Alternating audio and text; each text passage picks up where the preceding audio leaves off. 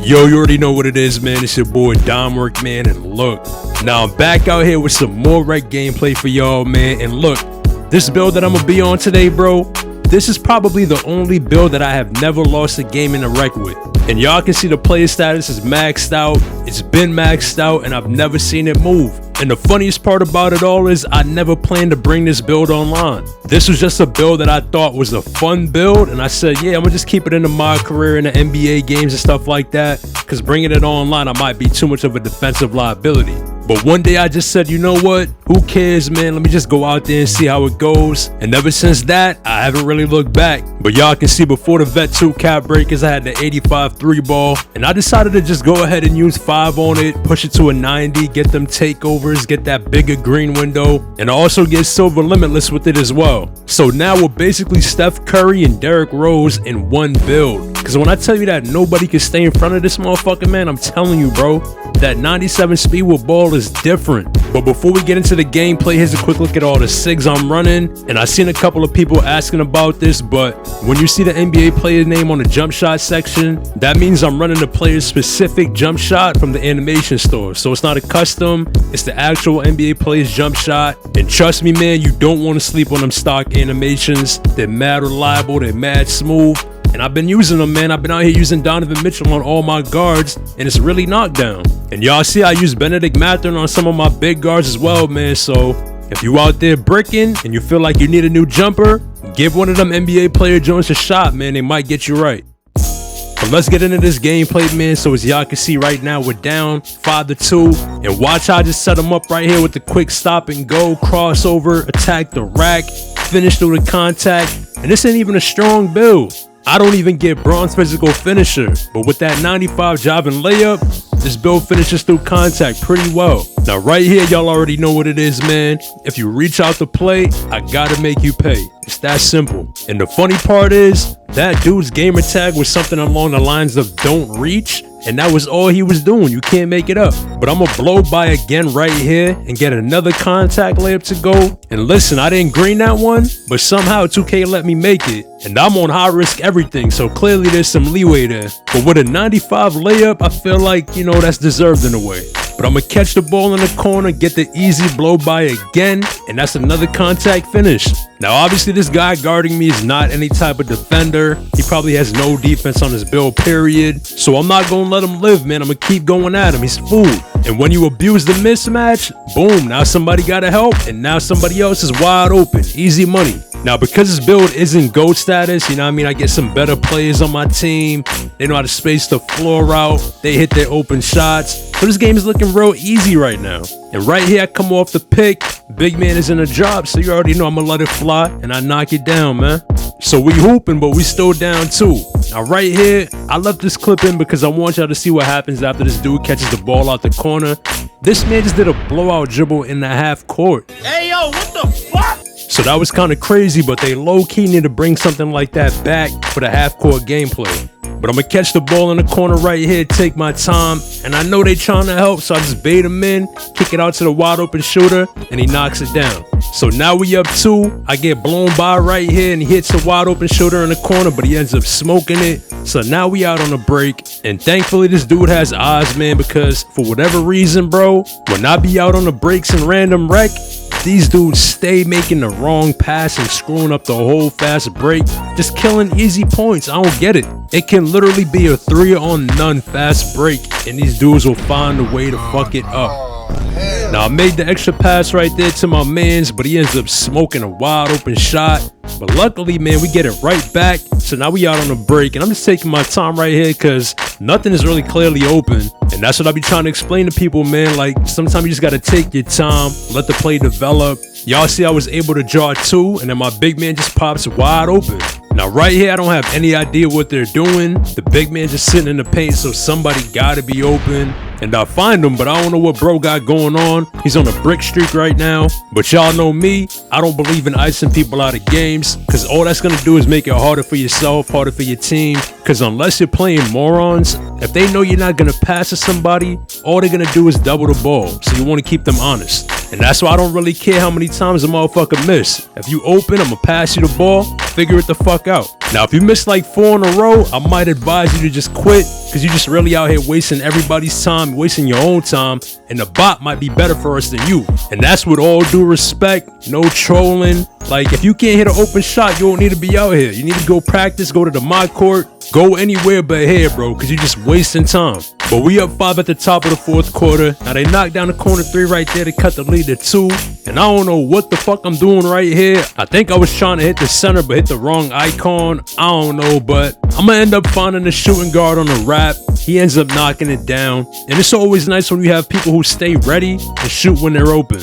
But one of my biggest pet peeves in a random wreck is when we got the lead and we're trying to pull away and dudes just letting the other team come down and score in 0.5 seconds. Like, yo, can we play some D and make them work for it? Now right here we up 3 and I really tried to dunk the ball right there, but it gave me a snatch back. But hey, it worked out in the end and it made for a nice clip. So now we up 5. They gonna get out on the break right here. And I see him catch the ball in the corner and I'm like, look, all I can do is jump at him. Why not?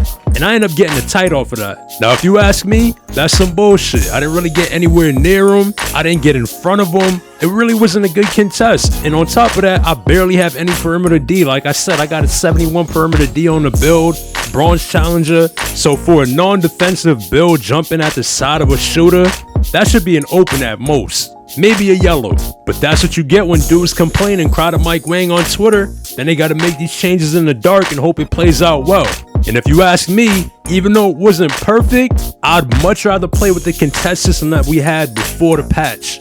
But at the end of the day, it is what it is, man. It's the game in front of us right here, so we just got to adapt to it. But as y'all can see, man, we up 6 with 1:50 left in the game. And they just fouling me, putting me on the line, because that's all he can do at this point. Like I said, man, this dude has no defense, so his only hope is to reach and hope 2K bails him out. But right here, the clock is on our side, so I'm taking my time with it. Because like I said, man, these dudes are allowing them to come down and score in like 0.5 seconds. And in my mind, I'm like, yo, I'm not trying to play no overtimes, and I'm definitely not trying to take an unnecessary L. Because if you play random wreck, you know the game ain't over till it's over, man. These dudes will sell the game in an instant. But right here, I size him up like I'm about to get downhill, and I see he's playing back, so I just flow right into a pull-up jumper and I knock it down. And that's really the dagger right there. So now we up 7, and again, I'm just holding the ball, and I know they think I'm going to try to score, so you see him inch over to try to help and close off the gap right there. So I just hit my shooter on the wing, and like I said, man, he stayed ready the whole game, and he knocked down most of his shots. And players like that make the game super easy, because when you can create offensive advantages, like I said earlier, you're gonna draw double teams, you're gonna cause rotations, and you want to be able to punish the defense for doing those things. Now, if your guys don't stay ready and they can't hit their open shots, it's gonna be playing into the hands of the defense, man, and you're gonna be walking out of there with some L's. But thankfully, that wasn't the case here, and as y'all can see, man, we ended up walking out of there with a 10-point dub. But I got another gameplay for y'all here, man, and as y'all can see, right now we're down 11-19 in the first quarter, and I'm gonna bring the ball up right here, get to some open space, and I thought I had a shot, but the defender kind of closed out. But my man makes a good backdoor cut right there, and I'm able to hit him for an easy 2. But as y'all can see, man, we just can't seem to get a stop right now. But I'm gonna bring the ball down again and check out the speed on this build. One crossover, get downhill, straight to the rack. The big man didn't even have time to react to it. Now, the lack of defense on this build is on full display right here. Y'all see I get blown by, and then I'm right in the lane for the steal, and 2K ain't respecting it. But somebody picks his pocket clean, we get out on the break, throws it up to me, and that's an easy 2. So it's 11 seconds left in the quarter, man, and y'all can see we ended up closing the gap. Now we're only down 3. We turn them over and get out on the break right here, and I'm thinking MJ gonna pass to me, but he ends up taking that midi pull-up, smokes it, but it is what it is. Because like I always say, bro, I'm not about to trip over good shots or makeable shots, and that was easily a makeable shot. So I'll live with it. But look, we get out on the break right here, he throws me upstairs. You already know what time it is. Now this right here is 2K25 in a nutshell. We get out on the break, they get back, play some good D. Now they think they about to be out on the break, but Jordan gets the bump steal on him, picks him clean. And as y'all can see, man, we're doing a lot of fast break scoring, and that's what got us in the lead right now. But they end up missing the shot right here, so we get out on the break again. And I guess there was a guy back who never came down on offense, so he ends up stopping the break. But for some reason, they decide to leave Mike wide open in the corner, and he makes him pay for it. So now we up 2, and I'm gonna get blown by right here, but I guess he made some kind of weird movement, and it allowed me to get back in front and get a decent contest. And again, we're out on the fast break, and we're getting easy buckets. Now right here, I cut for the lob on the inbound, but he ends up throwing it up top. So I just go all the way through. He ends up hitting me back. Pump fake, get him in the air, step in, easy midi. So now they got 4 seconds to get something up. He throws up a shot, ends up smoking it. And again, we get out on the fast break. And this pass ends up pulling me into the corner where Mike is at. But he does the right thing, gets up out of there. And I'm able to knock the tray ball down.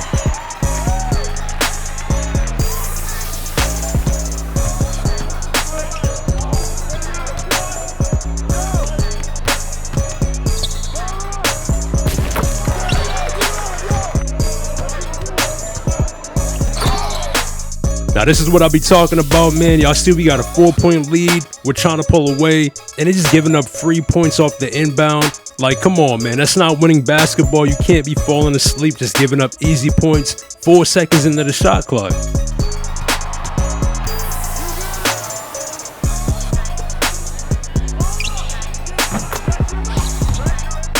Now this is another thing I can't stand. I swear to God, I'll be right there waiting for the inbound. Like, bro, just give the ball to the point guard. Inbound the ball to the point guard. Stop rushing the inbounds, because I promise y'all, 95% of the time that they inbound the ball to somebody else, it ends up in an instant turnover.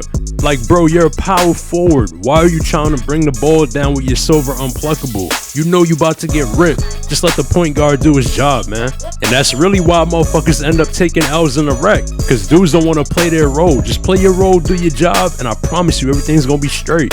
But at this point, we're up 9 going into the 4th quarter, so as long as we play some good D, manage the clock, take good shots, and keep scoring the ball, we should be fine.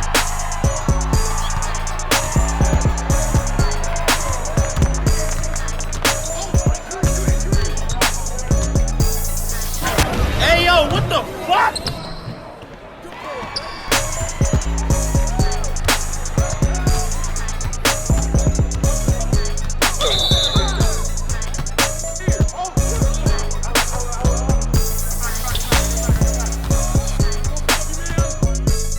Now, I'm not gonna lie, bro.